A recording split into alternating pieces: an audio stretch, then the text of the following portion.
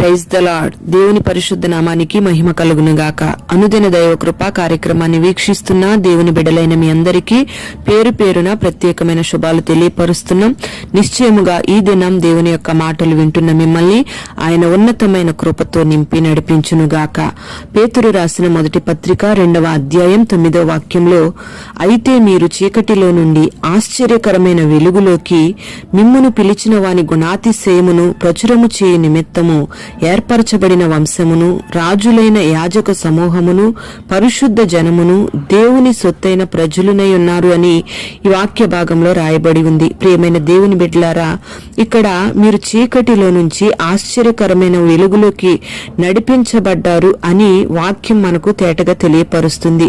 ఎందుకు ఆయన చీకటిలో నుండి నిన్ను ఆశ్చర్యకరమైన వెలుగులోకి నడిపించాడు అంటే, ఆయన యొక్క గుణాతిశయాలను నువ్వు ప్రచురం చేస్తావని నిన్ను వెలుగులోకి నడిపించాడు. అంతేకాని నువ్వు సమర్థుడవనో, గొప్పవాడివనో, ధనవంతుడవనో, ఐశ్వర్యవంతుడవనో నిన్ను పిలవలేదు. కానీ నమ్మకంగా దేవుని యొక్క పనిని నువ్వు చేస్తావని ఆయన నిన్ను పిలుచుకున్నాడు. మరి వెలుగులోకి వచ్చిన నీవు దీవించబడాలని, ఆశీర్వదించబడాలని, నీ సమస్యలన్నీ తొలగిపోవాలని ప్రార్థన చేసుకుంటున్నావు. కానీ దేవుని యొక్క గుణాతిశయాలను ఎప్పుడైనా ప్రచురం చేశావా? ఒక్కసారి నిన్ను నువ్వు గమనించుకోవాలి. మరి నువ్వు వెలుగులోకి రాకముందు నీ వంశం వేరే ఉండొచ్చు. అయితే యేసయ్యను నమ్మి మారు మనసు పొంది రక్షణ పొంది ఆయన సొంత రక్షకునిగా అంగీకరించిన తర్వాత నీ వంశం ఆయన్ని ప్రకటించే వంశంగా మారిపోయింది. దేవుడు నిన్ను ఏర్పాటు చేసుకున్న వంశంగా నీ వంశం మారిపోయింది. ప్రియ దేవుని బిడ్డలారా, ఒక ఉద్యోగం చేసినా, వ్యాపారం చేసినా, వ్యవసాయం చేసినా ఒక దీవెనే కలుగుతుందని మనకు తెలుసు. అయితే ఆయన యొక్క గుణాతిశయాలను మనం ప్రకటించినట్లయితే గొప్ప దీవెనలను మనకు అనుగ్రహిస్తానని ఇక్కడ వాక్యంలో దేవుడు మనకు తెలియపరుస్తూ ఉన్నాడు. మరి జీవము కలిగిన దేవుని యొక్క గుణాతిశయాలను మనం ప్రకటిస్తే ఏర్పరచబడిన వంశముగా, రాజులైన యాజక సమూహంగా, పరిశుద్ధ జనముగా, దేవుని సొత్తైన ప్రజలుగా చేస్తాను అని దేవుడు ఇక్కడ ఆశీర్వాదాలను అనుగ్రహిస్తూ ఉన్నాడు. ప్రియ దేవుని బిడ్డలారా, మరి లక్షలు ఇచ్చినా, కోట్లు ఖర్చు పెట్టినా ఈ ఆశీర్వాదాలను, ఈ దీవెనలను మనం పొందుకోలేం. మరి సావుకులైన, విశ్వాసులైన మరి ప్రభు యొక్క గుణాతిశయాలను ప్రకటించే బాధ్యత ప్రభువు మనకు అనుగ్రహించాడు.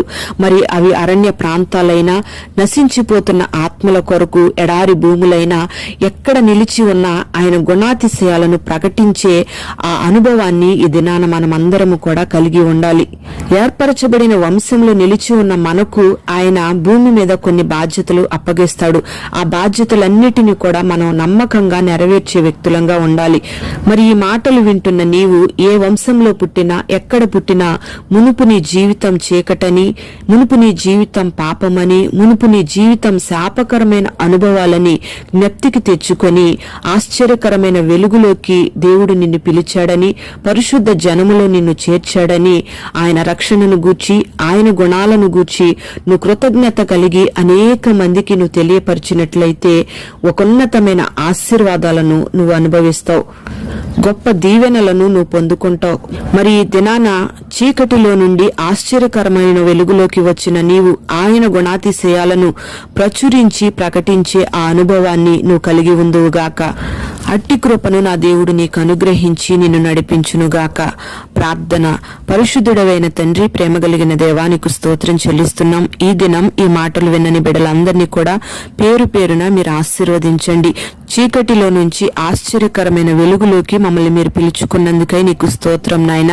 అయ్యా, మీరు మమ్మల్ని ఎందుకు పిలుచుకున్నారో మీరు మాకు తెలియపరిచారు. నీ గుణాతిశయాలను మేము ప్రచురము చేయాలని, మీరు వెలుగులోకి మమ్మల్ని నడిపించారని మీరు మాకు తేటగా తెలియపరిచారు. మరి ఈ మాటలు వినని బిడ్డలందరూ కూడా నీ గుణాతిశయాలను ప్రకటించే మనస్సును కలిగి నీ సొత్తైన బిడలుగా, ఏర్పరచబడిన జనాంగంగా మార్చబడి ప్రతి ఒక్కరూ కూడా నీ సువార్త పని చేయడానికి, నీ గుణాలను ప్రచురించి అనేక నశించిపోతున్న ఆత్మలకు వెలుగుగా నీ బిడలు మార్చబడడానికి అట్టి విశేషమైన కృపను నీ బిడలకు మీరు అనుగ్రహించి ఈ మాటలు విన్నని బిడలందరినీ పేరు పేరున దీవించి ఆశీర్వదించి అట్టి అనుభవాల్లోకి మీరు నడిపించమని మహిమ, ఘనత, ప్రభావాలు నీకు చెల్లిస్తూ నజరేయుడైన యేసు నామములో అడుగుచున్నాము తండ్రి.